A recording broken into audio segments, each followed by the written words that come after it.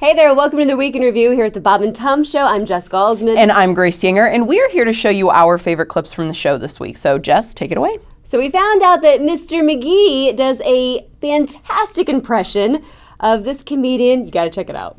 What else have you got over there, Grace? Police in a small northern Minnesota community have been taking some strange calls about birds that seem to be intoxicated. Citizens in Gilbert, on the state's Iron Range, have reported that birds are flying into windows, cars, and acting confused. Welcome to Gilbert. I'm your mayor.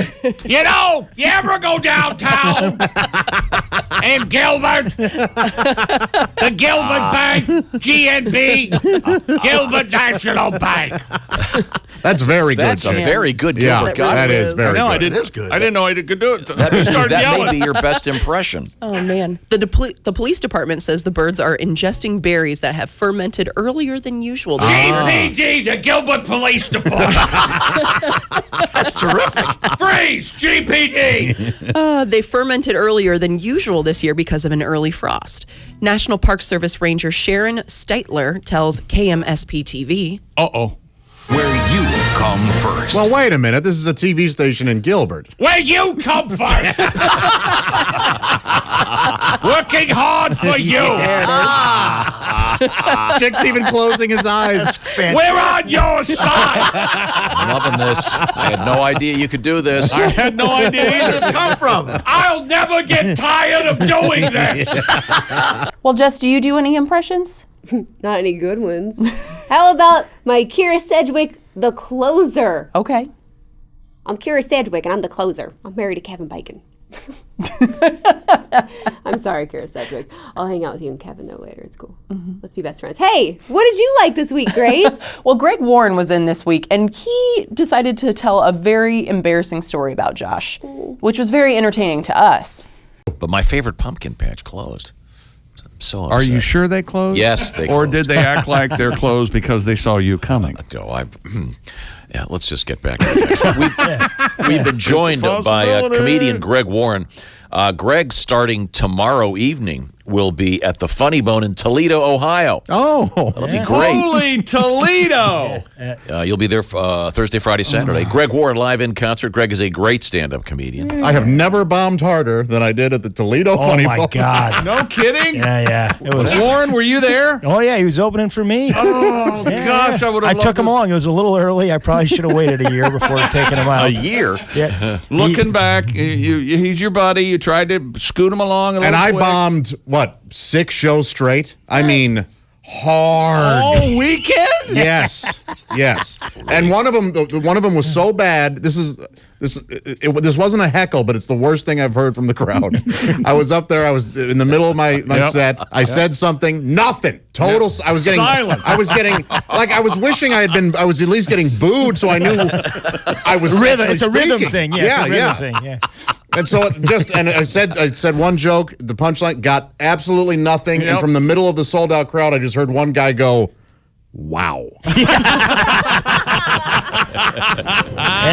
Oh, man, that one show, I think you stormed off the stage and went back to the hotel and pouted across the street.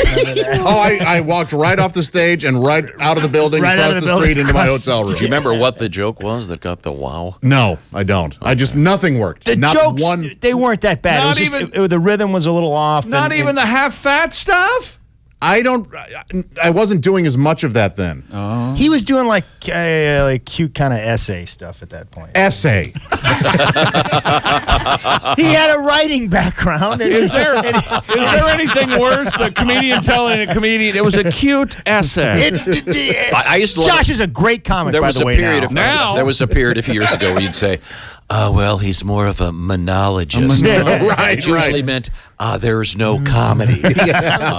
You mentioned Christie's moving into a farmhouse. Christie's moving into a farmhouse, that's correct. I did a gig for some farmers recently. Uh-huh. It was in Iowa. Right. And I'm curious about farming. I don't know a whole lot about it. And I asked this guy who was in the crowd, I go, what do you farm? And he goes, beans.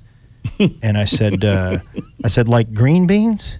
And they all started laughing at me like I was the dumbest person. He thinks we go green beans in Iowa. Oh, that's a good one there, green bean. Green bean. It was soybeans. Sorry. It was soybeans. Of course. I didn't know. By the way, green beans, that's not that ridiculous of an answer. That's a real food. I didn't say jelly beans, all right? I said a legitimate top 5 vegetable. That a farmer I don't know might grow. I don't know what the plants look like. I don't know one plant. I know corn. Right, I know sure, corn, but past that, I'm All these years driving through the Midwest. I'm like, I say, is that a potato tree? I'm not sure. I couldn't tell you. Yeah, you see. I don't know. My theory, I think you should be nice to people when they don't know something, especially if you're a guest in their community. Like I live in the suburbs of St. Louis. I don't know if I've mentioned that on here before, Chuck. Okay. You're from St. Louis? Yeah. Huh. And like, I hope one of those farm guys comes to the suburbs sometime. Maybe I won't be so nice to him. I'll take him to like a suburb place, like the Texas Roadhouse or something. He'll be like, "Where's the bowl for the peanut shells?" You throw them on the floor, dummy. Ha ha ha! You don't know what to do in the suburbs, you stupid bean kicker. Ha ha ha! So that took a bad turn. I apologize to all of the hardworking men and women. Soybean farmers out there? Getting soybeans for us. For your soy latte. I told that story after that at a different farm community, and this lady came up to me and she goes, "Hey, don't feel bad about the beans." She goes, "It's a lot of people don't." She goes, "I met this guy the other day. He didn't know the difference between field corn and sweet corn." And you said, what a dumbass. Pretty stupid, all right. Yeah, there's 2 different kinds. Did you know that, Tom? yeah. So, Jess, I'm more of a city girl, so I'm not super familiar. What is the difference between sweet corn and field corn? Okay, I'm pretty sure sweet corn is harvested earlier. It's a little bit shorter. The field corn, you gotta let it dry out, combine it and whatnot. Okay, that makes sense. City girl, you know the difference between jam and jelly? I really don't. What is it? Oh, well, I can't jelly my up your No? As the web director of the Bob and Tom Show, I'd like to formally apologize to both Grace and the audience for the unfortunate joke made by Jessica Alsman, and as a result, she has been temporarily suspended for the rest of this episode of Week in Review. Is that what this is called? That is what it's called. All right. So please take us out. Absolutely. As always, you can find us at bobandtom.com and check out bobandtomstore.com where you can get one of these sweet sweatshirts. And you're going to have to back up to see Jess's, which is also available on the store. But like Spangle said, she's gone. I can't jelly my up that sweatshirt. Jessica!